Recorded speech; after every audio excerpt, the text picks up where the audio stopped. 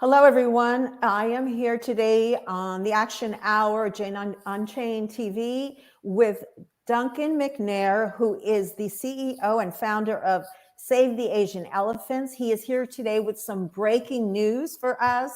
Duncan, tell us what has happened in the last 48 hours that may be very detrimental to all the work that you have been doing to save and prevent the terrible torture that the animals go through in the Asian elephants and what's happening to them. So please take it away. Thank you very much, Lindsay. Thank you for having me. And hello to everyone in the US, our friends there, and everywhere else, and in the UK, of course, where Save the Asian Elephants is based. I will come on to talk about the horrible plight in modern tourism of Asian elephants and other endangered species and what we've been doing to set it right.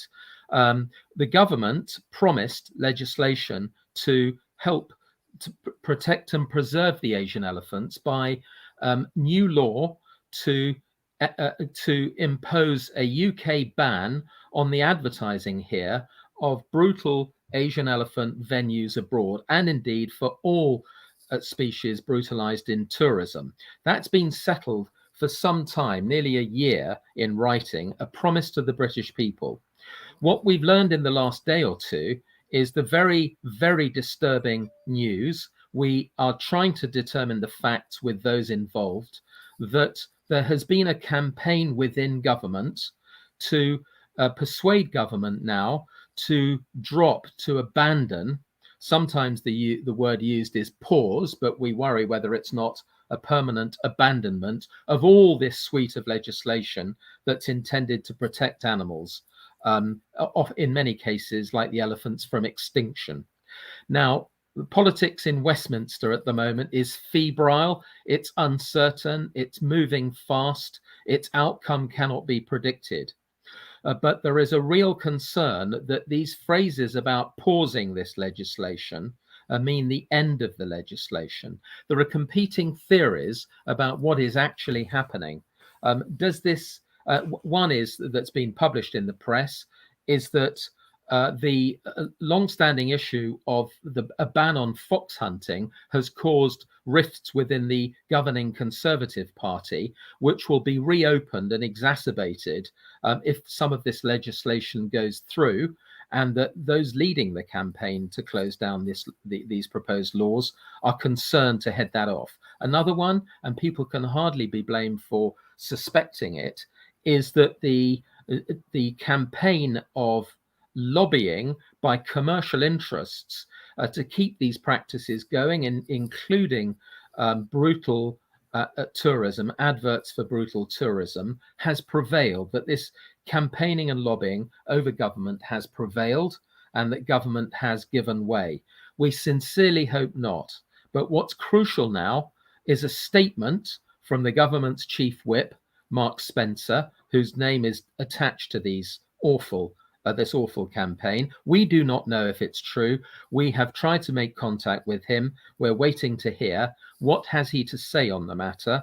And we would like to hear from the Prime Minister himself, who stands, of course, at the forefront of government, in whose name these policies have been advanced, that he too dissociates from this campaign, and that this legislation, including in particular the Animals Abroad bill to help the elephants, is indeed going to go ahead and fast. So we are waiting to see. Watch this space. Everyone must now write to their Member of Parliament, if they're in the UK, and to the Government Minister, Lord Goldsmith, please to urge that the Animals Abroad bill continues and indeed accelerates with pace. Yes, and I'm copying that over right now to the comments for those in the UK. And I understand that we have a lot of viewers from the UK, and a lot of the people that are watching may be familiar with the plight of the Asian elephants, but many are not. So we want to go back around a little bit. I was showing some images here before we get into that, and I want to warn everyone, please stay on, but I will give you a warning on the screen. You can just look away if you want. Some of the images are so tragic, as you say. Duncan, and the things that are done to just mere babies, it's just incredible. So where do we start, Duncan? I'm going to let you take the lead on this. For those that don't know what's going on, without getting too far involved, well, let's go back and forth a little, but just start off the conversation, if you will, for people that don't know what's going on. The very tragic fact is this: for perhaps the world's most iconic species, the Asian elephants, whose numbers have collapsed many fold, down to barely 40,000 in the world today. One of the major problems is their brutal treatment in modern tourism. Baby elephants in the wild are snatched illegally across the range states of Southeast Asia, India, Thailand, Vietnam, and so on, snatched from the wild. Their mother is killed, who tries to protect them, and other herd members. The little baby is taken from its mother into captivity, isolated, kept in a tiny confined cage, dehydrated and starved, and then beaten relentlessly with sticks, with jabbing instruments, the ankus or bullhook, a fierce weapon that's used to rip flesh, to tear, even to take its eyes out, to smash its legs, all sorts of horrors that it's difficult even to imagine. The purpose is supposedly to break the spirits of the little elephant, so that it is so terrified at all times that it submits readily to all sorts of use and abuse in tourism.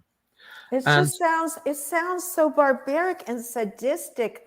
I think one of the questions, if I could just stop you right there, that people would ask is, how do people get to the state where they could perform such acts? And you actually went to these particular parts of the world where this was happening in Asia and actually saw it firsthand. So can you just briefly tell us what you learned about these individuals and why this goes on?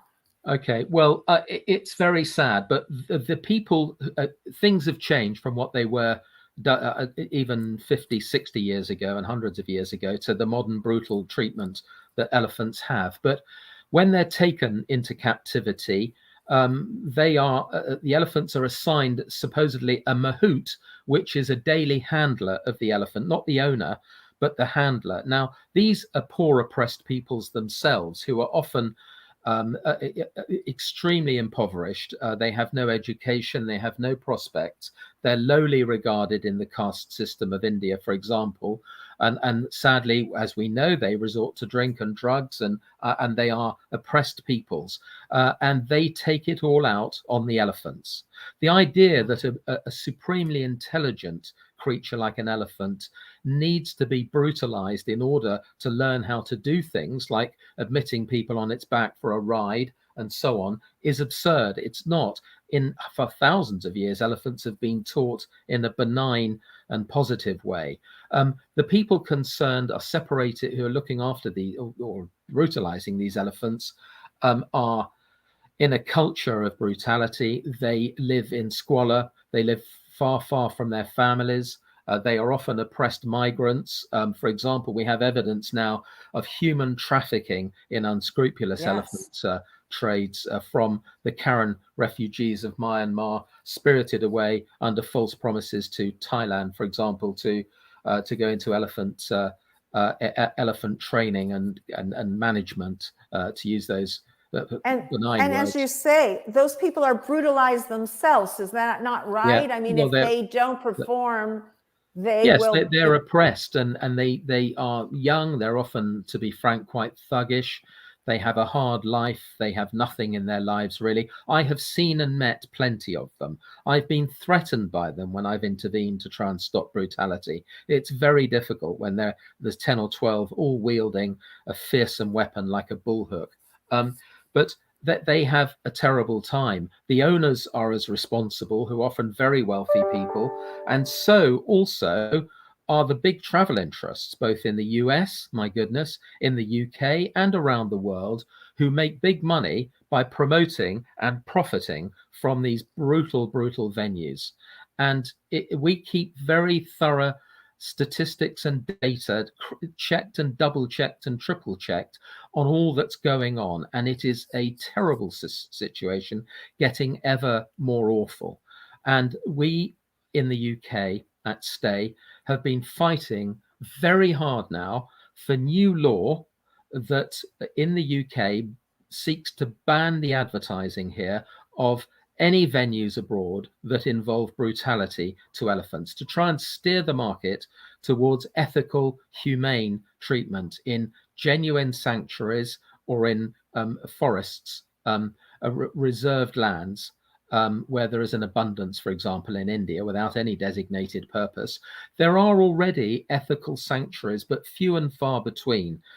Far, far more, thousands, tens of thousands of elephants are hideously abused. And so that's what we're trying to do against this dreadful background of abuse. Duncan, can I jump in here for a moment? I would like to show and talk about, we want to go into the human trafficking and the other issues a little bit deeper, but there's actually quite a bit of danger to human beings when elephants are abused. Let's watch the documentary part 1, the video that you have provided. And I think that will give a lot of insight. So Sure. Here we go.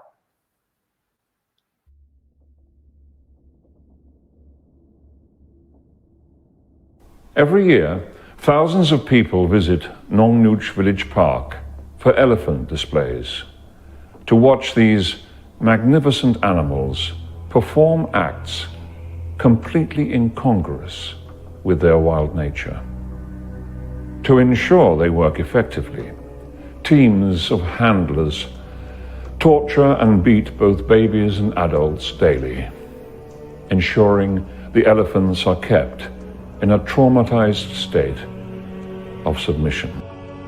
But the shows can be no less devastating for the tourists who watch them, as Helen Costigan discovered tragically after traveling to Nong Nooch with her father and sister.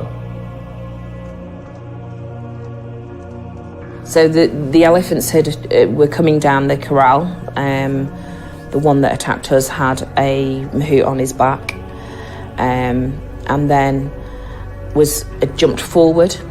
The mahout was stood on his tusks, and just as they've come to the end, only a couple of feet from us, the mahout then jumps back onto the elephant's head to turn it away and move it away.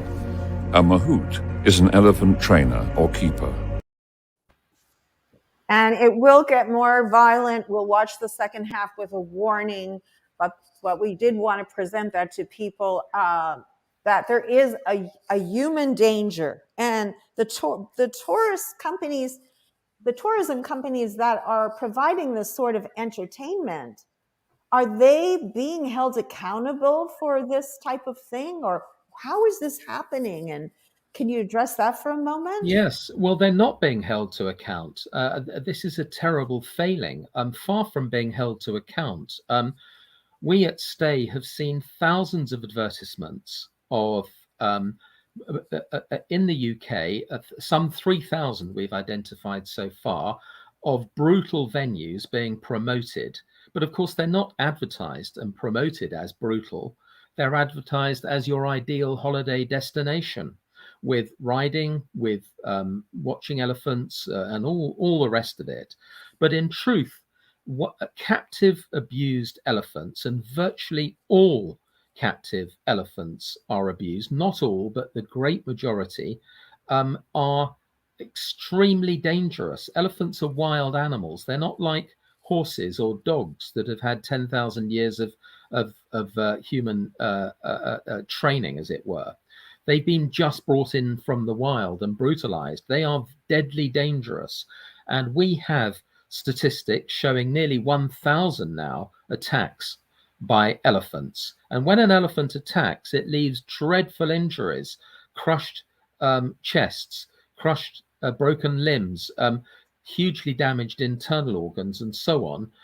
And in addition to those 898, 665 fatalities of tourists and of others in immediate proximity to elephants abused beyond their endurance. Now, these are not headlines that you see in travel brochures or online websites, not at all.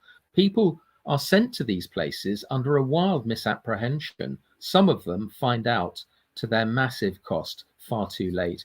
And in the case of Andrea Costigan on the piece you just saw. She came home, as her sister said, in a coffin. Yes, and I'm going to play the second part of this video. I do want to warn everyone, the very first part of it is graphic, it's horrific, but worth seeing because it is important that you do see it.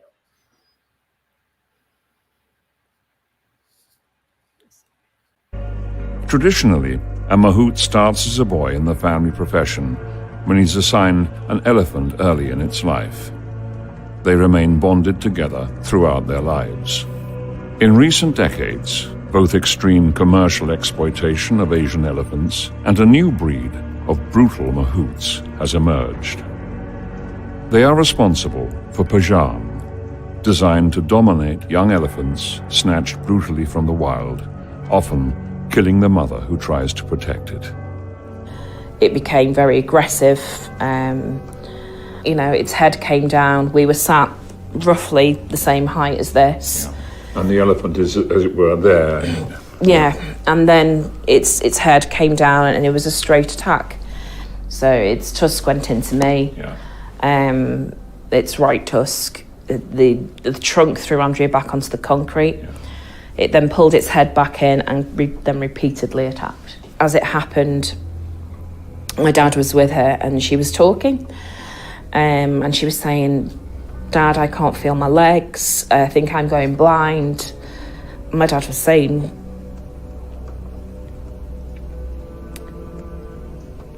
"It'll be okay." We got to the hospital, we think roughly around 4 p.m. And she died on the operating table around 8:30 that night. What do you say to the government, the UK government minister dealing with this issue, who has told STAE that tourists should just assess such places for themselves and report back to their travel agent after returning home? Andrea didn't get to come home. She came home in a coffin. Elephant riding topped a recent poll as the cruelest of all tourism practices. A letter to your MP can be downloaded at www.stae.org. Thank you for helping us save the Asian elephants. Wow, that is really, so many people are not aware of that. It's criminal. It's criminal that it's allowed to continue. And so so let's circle back now, Duncan, and talk about what's happening in the last 48 hours to prevent this bill that you are working on. Okay.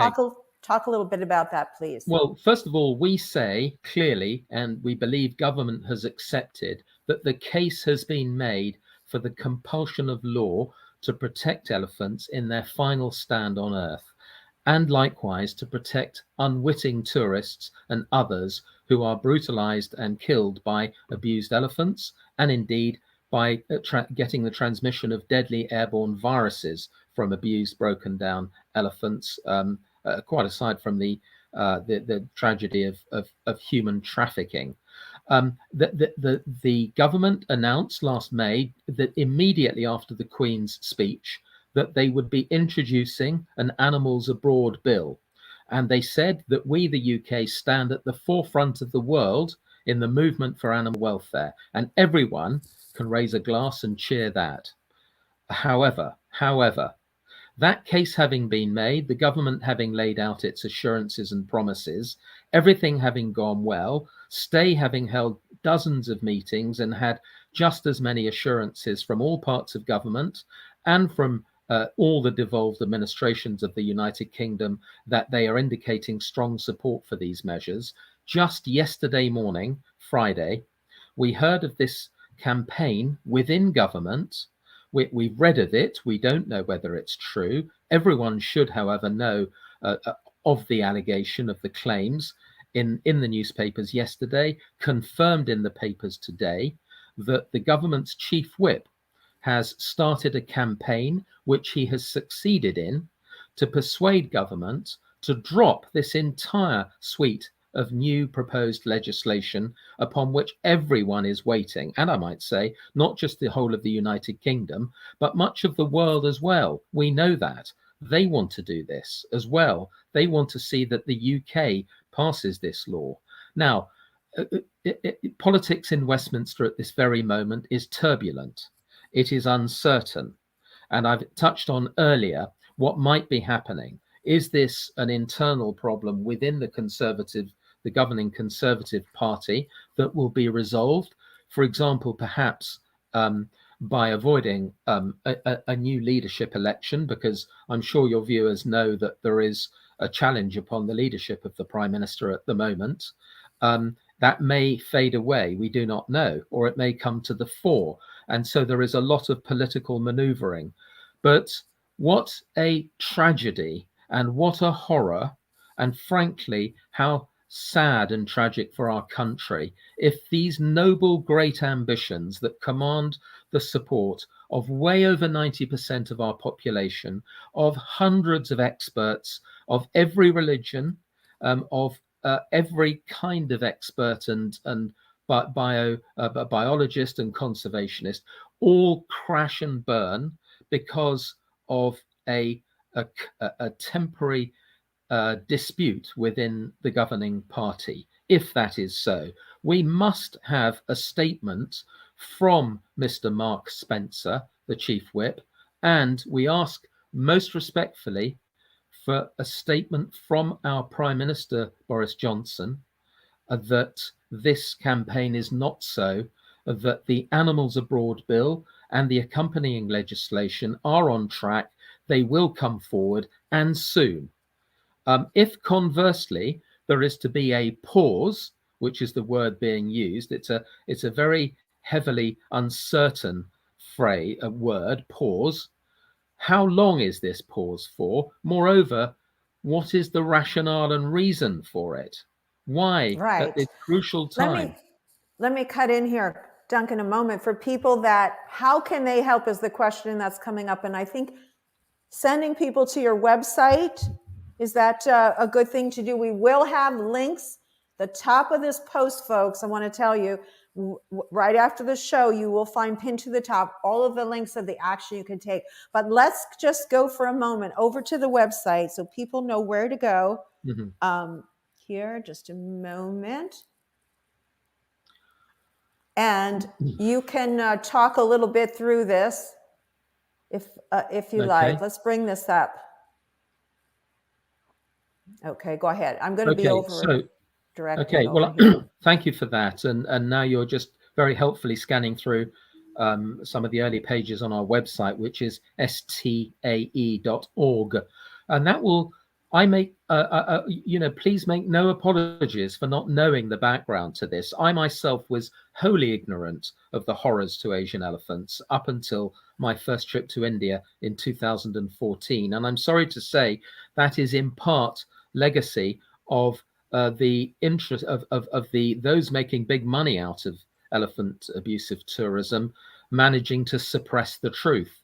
But you will find a great deal more on our website and beyond. You need spend no time looking for the horrors in video and still photo form of to Asian elephants in modern tourism, and indeed of the solutions, the ways forward. Only one of them, and an important one, is the legislation that we have advocated for this ban. What we ask people to help us with right now is as follows. Firstly, if you're a UK citizen, please use our template cut and paste letter to write to your Member of Parliament immediately, asking for the bill, the Animals Abroad Bill, to come forth without more delay. Similarly, write to the relevant government minister, who is indeed an excellent minister, Lord Goldsmith, Zach Goldsmith. Urge him, there's also a template letter to him, to please use all his good offices to bring this bill forward. We would now add to this list, write to the Prime Minister asking for a statement about this horrific news of a campaign to overturn the government's legislative programme on animal welfare, and to Mark Spencer, the Chief Whip of the government, who's said to be leading, to have led this campaign, I'm not making any solemn statements. I'm simply saying this is what we're reading. He needs to make a statement. Right. You're asking for a statement of what the facts, what the truth is, because it could have devastating effect on so many things that are moving forward. Yes. And right now, more than ever, you need the support of the public. And I think if we could direct them very specifically to where they could go to help, we will put that at the top of the post. But if there's a simple way for you to tell them now or where to go on your website, then let's do that now. And then you can go ahead and continue. All right. Well, if you go to STAE.org, you'll very quickly see in the middle some buttons or lozenges that show you where to go for these standard letters, both to your Member of Parliament and to the government minister, Lord Goldsmith. You need just click on those and you can cut and paste them. The MP page even shows you the name and the email address of your Member of Parliament if you just put in your postcode. It couldn't really be simpler. Now, we haven't yet got a letter up to the Prime Minister. These can be adapted, or you can write in your own terms to the Prime Minister asking for this reassurance, and to Mark Spencer, the Chief Whip, too. We're not accusing anyone of anything. We're asking for confirmations that the bill will go forward. I want to add one quick thing, Lindsay, about the Animals Abroad bill. It very properly draws attention to the terrible leading plight of Asian elephants in tourism, but absolutely to its credit and to the credit of those who helped us to put the bill together, it seeks to protect all species hideously abused in modern tourism. So that includes the big cats, lions, tigers, and so on.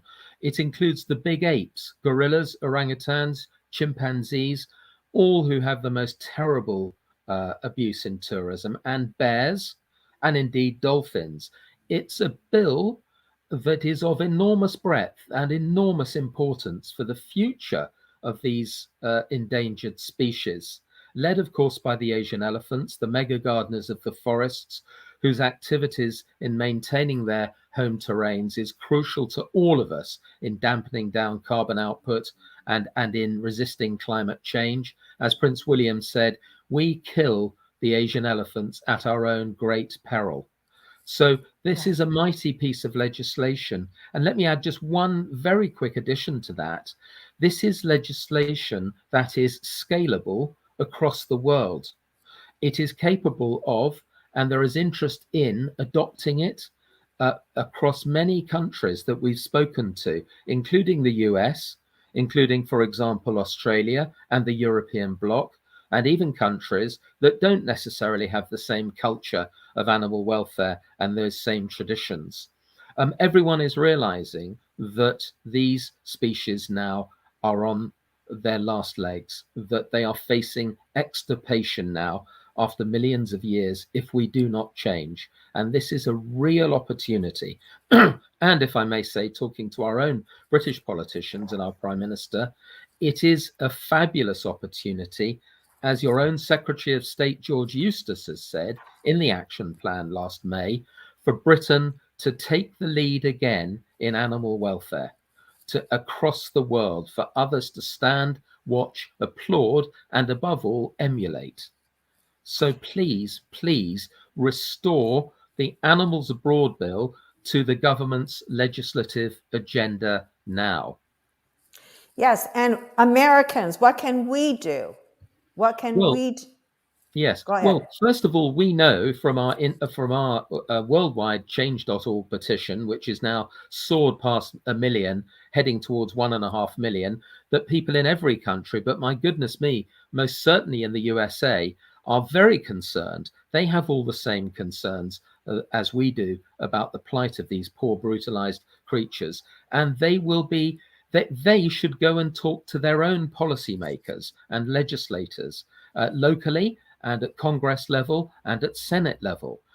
I am certain, we see this from polling, that just the stratospheric levels of support in the UK are replicated in the US and pretty much everywhere. And so there is every prospect that with the burgeoning animal welfare movement in the US, that these the causes of these poor endangered species should be taken up. Sadly, the US, also like the UK, has a horrific market in travel companies sending people to these brutal venues, and it too should be doing everything that we're doing to try and introduce law in circumstances where the unscrupulous end of the travel industry has simply not changed, despite facing a wall of evidence of this abuse and indeed of these dangers to humans. So people in the States, we have many friends there. They're eagerly interested in seeing how our law develops, should be themselves taking up the cudgels, as it were, with their own legislators and policymakers, and making a fuss about it, bringing it to public attention.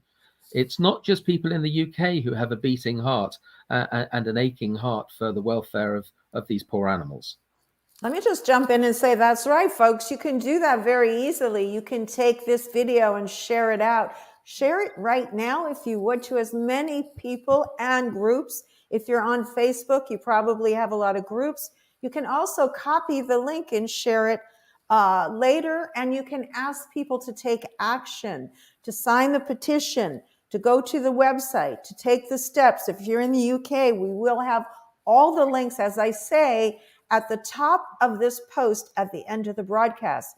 And the broadcast will be available to you to share out way after the broadcast ends. So I want to make sure that everyone knows that.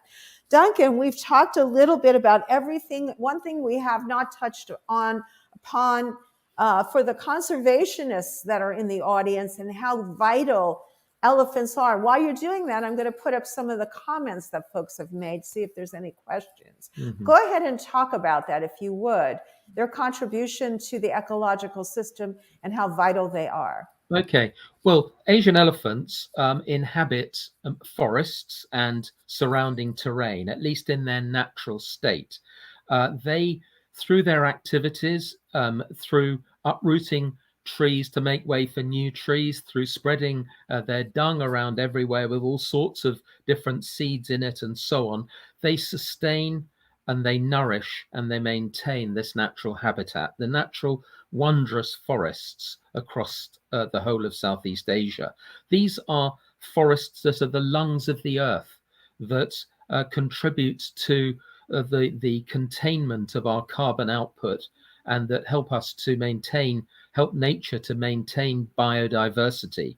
Now, as their natural habitats are destroyed and degraded and undermined by all sorts of reckless human habitation, railway lines, all sorts of commercial buildings being set up by demolition of huge tracts of natural forest lands, the elephants are on the retreat, and they're forced out of the forests. And tragically, when they go into areas which have now been taken over by humans for agriculture, often non-sustainable and disastrous agriculture, they're shot and poisoned, chased away, surrounded by high tension electric fences and killed. And so it's a disaster for the unique role of Asian elephants in nature as mega gardeners of the forests, who play such an important role for themselves, but also for all the species inhabiting the forests, and for us, mankind as well, that relies on these forests as the lungs of the earth. So this is desperate stuff. It's really incredibly important. And we have a very large supporter of the Asian elephants, Gentle Giants nonprofit, and Lake Chalet's organization, Elephant Nature Park, are two groups that you work with. And we're going to talk about some of the groups that people can go ahead and support, because we are getting some comments here. Let me just quickly run through. But first of all, we want to thank Diana for tuning in and for all the work that Gentle Giants nonprofit does to help save Asian elephants and elephants all over the world. So yeah, let's just look at a couple of the comments. They are people asking how they can help from London, but we've already covered that one. They're saying, what do we do? We do have that information up for you of how you can take action if you're in the UK, and it will be pinned to the top. The other question was, how can people in the US help? Again, will be pinned to the top. One more question I thought you could answer. How many of the mahouts are killed? And this was Tom Vincel's question. How many are killed by the elephants during these torture sessions and so forth? Well, I don't have the immediate figures, but it's a distinct chunk of the nearly 1,000 human deaths that STAE has identified happening over recent years. For example, mahouts are very much in evidence around elephants at festivals. And a festival is a lovely word, but the reality is really deeply awful and shocking. And when elephants are spooked, when they're stabbed too much, when they're terrified by a sudden explosion of a cracker or the booming of cymbals and drums and all the rest of it, and the general tension and stress building up in them, and they go nuts. And they go rampaging through very, very enclosed areas. It's the mahouts who are first in line to get mown down. And if an elephant hits you at speed or swipes out at you with its trunk, it is so often fatal. And indeed, these attacks, and who can blame the elephants? Absolutely, who can blame them? But the attacks are often result in multiple casualties and deaths. And the mahouts again are in the firing line, along with tourists and bystanders. So the answer to your questioner is many hundreds of mahouts, probably vastly more. I'm talking about the statistics that STAE has absolutely identified and nailed down so far. And I'm sorry to say, the more we look, the more we find, against often a barrage of denials by the wrong end of the travel industry. But there it is, and there's endless photographic and video evidence to support it. Okay, and we did get one other question from Tom. He wanted to know about the African elephants. Are they also under siege? I realize that your focus is on Asia, but could you just the answer that? is yes, they are. They have a different plight and a different life story, and it too is absolutely tragic. And of course, many people will know the plight of African elephants killed for their tusks, for their ivory. All we can say, and our heart bleeds, although we're saved the Asian elephants, our heart bleeds for many other species. And I have been fighting very, very hard with our government in over 25 meetings since lockdown, remote meetings, to try and get this new law.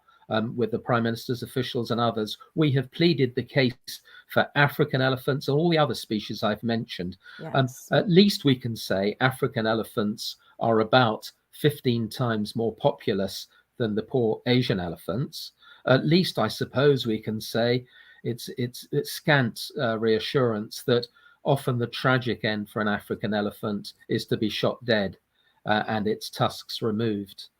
That's not so for the Asian elephants, who have a brutal treatment throughout their life and a very, very long drawn out death in most cases in modern tourism. But we must, comparisons like that are invidious.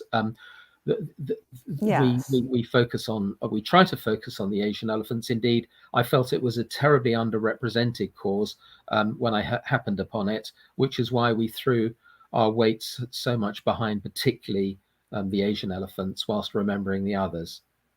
Of course, and thank you for answering that question. I did want to take this opportunity now to show another screen, and that's you were voted one of the top charities for elephants on this. Do you want to talk about that site? Well, and you also can you talk about it? I know very well. Go ahead and tell us. Really kind. I mean, I'm very proud of STAE and of the work we do. I have a fabulous team. None of us gets paid a penny. We would never take a penny. We often bear our own expenses, and that's the way we all want it to be. We're in it for one reason only, the love of the cause. And we say that we do it for nothing, but we do it for everything. And we try very hard. We have some people of enormous influence on our team as well. And we have a colossal support base across the UK and frankly, the world. And so I was thrilled and completely never expecting that we would be named. We're small, we're young, we fight very, very hard every day. And I never expected that we would suddenly be named amongst the top best 9 charities in the world for the work we do for elephants. And I'm so proud there are some eminent names there that have been there for decades and that are mighty in every kind of resource. We're not, but we have pushed terribly hard. And all I can say is I'm so grateful to anyone who recognizes the work we do. But moreover, this is about the elephants. And I'm so glad that any successes STAE has had are a reflection on the importance of the cause and the desperate nature of the plight of this species, which won't be there to pity and to worry about in 50 years if we haven't done our job today. And I just want to say, of course, there are many, many, many wonderful organizations that are helping elephants and other wildlife, and we salute them all. But I wanted to show that in particular, that if people want to help, that there are also many charities that are not, legit. And I would never name any of them, but they tend to be bigger organizations, very large organizations that run ads on TV and all sorts of things. And not everyone that runs ads on TV are necessarily not good, but I like to work with the smaller charities that are hands-on, that are grassroots, that are there, and that you can see the effect of the work they're doing. So I just wanted to add that in, that I think what you're doing is wonderful, and, keep up the good work. Thank you. Well, I'm grateful for that, and we will keep pushing very, very hard. And as you've gathered, we focus at STAE, we play to our strengths. Our strengths, we don't have the resources to go and pay lots of money to save a single elephant. And we worry with the way that happens as to what happens to the money that changes hands. Does that go to those who can then illegally poach and buy other elephants and so on? Yeah. But our focus is very much to lean hard on governments, particularly our home governments. I mean, I hope we can say that both in the UK and the US, we live in a system that is a functioning democracy, and therefore the primacy and the immediacy must be on raising public awareness and support for change. And it must be change that is credible, coherent, and attainable, that is clear to people. They can understand why it's being sought and what it might deliver. And so we focus very hard on that, on trying to move governments along, persuade politicians, but all of it starts with, and in a sense ends with, public support, public opinion and public support. And I can tell you, after making hundreds of speeches everywhere in different parliaments, to all sorts of veterinary universities and religious groups everywhere, that there are not many people, when they hear the basic facts, who are not horrified and who do not want to support this cause to save the Asian elephants. That's the good thing, that the suppression, this mantle of secrecy now being tugged away to reveal the horrors beneath, yields enormous support. And so it must be. And so it should carry on and grow. And we know in the UK, there is far beyond 90%, way beyond every indicator, more like 95, 97% support for what we're trying to do. I hope government will take note of that. I hope anyone seeking to curry favour with the British people in our country will take note of that, as in every other country. The people want this. And if I may say also, people who in public life who do not care about animal welfare, stop and think, do you therefore at least care for your fellow man? And if you do, you will want to join in this to stop these abusive venues and these hideous practices where people are killed by attacks, where they are killed by the contraction of deadly airborne viruses from abused captive elephants, like TB, like SARS. We believe now, strongly the evidence supports, like COVID-19 as well. And do they support an abusive, unscrupulous tourist industry, that part of it, not all of it's like that, but a great deal is, where human trafficking is a distinct and dreadful feature. So they must think about that. And ultimately, any elected politician, think this, reflect on this. What do your constituents who put you into power, to whom you are accountable, What do they think of this issue? And what will they think of how you react to the prospect of an animals abroad bill, and how whether you will support it or not? We believe every constituency in Britain, and I'm sure beyond, has got well over 90% support for these measures. Right. So the people appear to be behind it, but so many times we see the government does not acquiesce to the will of the people, but rather to special interests. And that's why the pressure has to be put on by people taking action, and people are asking what they can do. And they definitely can take action very easily by sharing this out, by clicking on the links in here. We've been putting links throughout, and I will tag them at the top, by going to www.stae.org, and that's where the whole enchilada of everything you can do is. So that's if you need one point and you have a pencil, write it down. Can I add one or two other things just very briefly? Please contact STAE, talk to us. Myself and my team, we will be very pleased to hear from you. If, for example, you're in the US, we will be delighted to hear from you. There is great work going on in the States for animal welfare. We think this should be a very strong part of it. And we are planning to be in the US when we're permitted by restrictions lifting. We're looking for new audiences to address, both on and offline. And we look to people with good hearts, with interest in this, with a concern for the future of these ancient species, to support us in spreading the word and getting it in front of your policymakers and your politicians and lawmakers. This is a crucial time. And so we're planning some big speeches and a lot of activity. Please get in touch with us, whether you represent or can engage the interest of your university, college, school, club, association, professional body. I'm a practicing lawyer. There are increasing numbers of lawyers on our team. They're very interested, and they're crucial to our cause. Vets, of course, but anyone, any human being. We will be delighted to hear from you. Yeah, and we see Julia Robinson who is from the UK, and she says, thank you for the information, Duncan.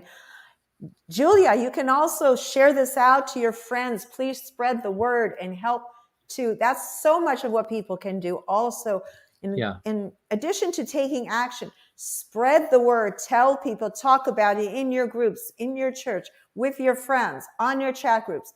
Talk about what's going on. We can make this come to the forefront. The sooner we do that, the sooner change will happen. Duncan, we only have a few minutes left, so if you want to sum up and wrap up anything, I think what we've said so far is that it not only is disastrous, tragic for the elephants, unimaginable torture and inhumanity. It's bad for humans. It's bad for the environment.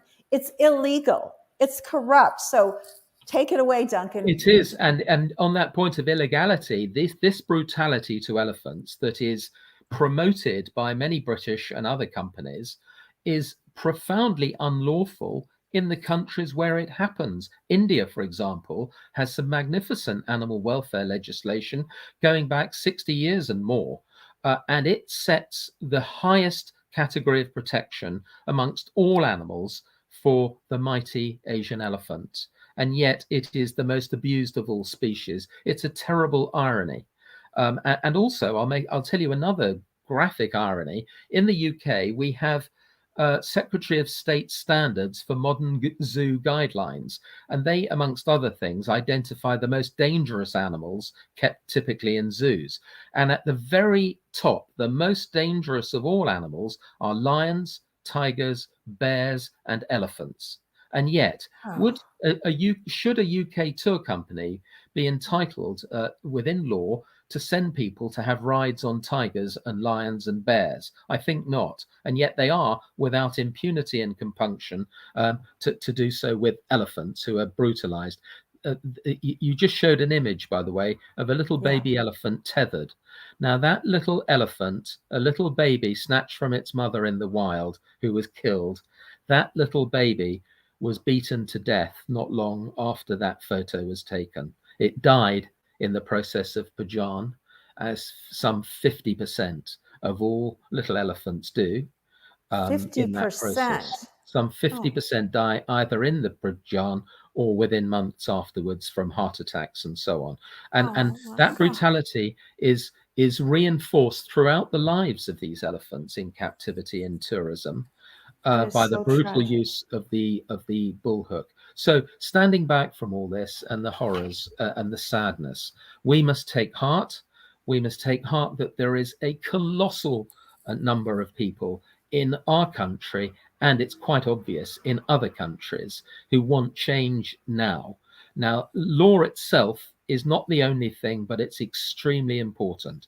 Public awareness, turning your back on travel agents on or offline who have anything to do with elephant tourism, unless it's really ethical, like, for example, Elephant Nature Park in Thailand, run by the wonderful Lek Chalet. There are others. I mentioned just one. And opt for the ethical always. Never go to a place where elephant riding is permitted or close contact with elephants, only to see them from a safe and respectful distance, both safe and respectful, safe for them, respectful for them, and safe for you too. And those places exist, and we can provide more information. So challenge your travel agent and your tour provider always. And if they fumble their answers or they give a bad answer, tell them why you're not dealing with them, why you're going elsewhere. That is a powerful message for change. So we're not seeking to abandon elephant tourism, only to abolish unethical elephant tourism. Please support STAE. If you can donate, it's wonderful. You don't have to. We try our best with very little money, but we do need your support in numbers to sign our petition, to write to your, if you're in the UK, write to your MP and to Lord Goldsmith and to our Prime Minister. Bring on the Animals Abroad Bill, please, now, as promised. It's too late. Get on with it, please. And write to Mr. Spencer and ask him if it's true that he has brought about a campaign to divert and to abandon this important legislation. And I thank everyone for any support they can give. Contact us, join STAE. We need every kind of skill to support us in this movement. And we hope and believe that we can prevail over time, but we must mount forces and we must not lose heart, and we must keep pushing. And let's just take one more quick look at these beautiful, magnificent elephants in their natural habitat here, and how lovely they are, and how much they bring, as you say, to the ecosystem. They're so integral, as all wild animals are, and that's why we advocate for all of the wild animals. But in particular, the one thing we have not talked about, and we're running out of time, is that in some of the programs, such as Lek Chalet's programs with the mahouts, they are helped. And that's part of helping the humans as well as the animals. That these programs are beneficial to humanity as well as non-human kind, all of our brothers and sisters throughout. That's so true. For example, at the ethical sanctuaries, and I mention again Elephant Nature Park, I can mention others, mahouts who often have been brought up in the brutal places are rescued as much as elephants are, with their whole families. They're not hived off. They're brought in, they're given proper housing, they're paid. There are even scholarships for their children. And so they are part of the package of rescue. And that should be the future. There is good money to be had out of ethical tourism. And so it's help for everyone. Elephants can be viewed in many different ways. There are some sanctuaries that have high walkways, covered walkways, sort of 30 meters above the ground, where elephants move around in their natural ways in herds, exhibiting herd behavior. That is fascinating. I've seen this sort of thing, and I would rather see that than the most awful horrors I've seen of baby elephants beaten and stabbed, screaming and crying in front of their mothers as they go through Prajan to be broken for use in brutal, unethical tourism. It need not be that way. And some are showing the way, but there need to be many more to save the species. and we must need all to come together and help each other absolutely get this through. Please support us. Please support STAE and contact us. We will welcome you and your ideas with open arms and enthusiasm, and we're most grateful for help of any kind that your viewers can give us. Absolutely, and we will be putting those links up immediately after, like right now. And so please don't forget to take that action. And Duncan, please come back. Keep us posted on Certainly. what's going on. Please come back when you have some more news for us. Certainly. Well, thank you for being here. Thank you, everyone, for watching and for your support of the show and taking the action. That's the main thing. Taking the action for the animals. Thank you all. Have a wonderful weekend. Thank you so much, Lindsay. And thank you to everyone very much for listening and watching. Thank you. Bye-bye. Bye.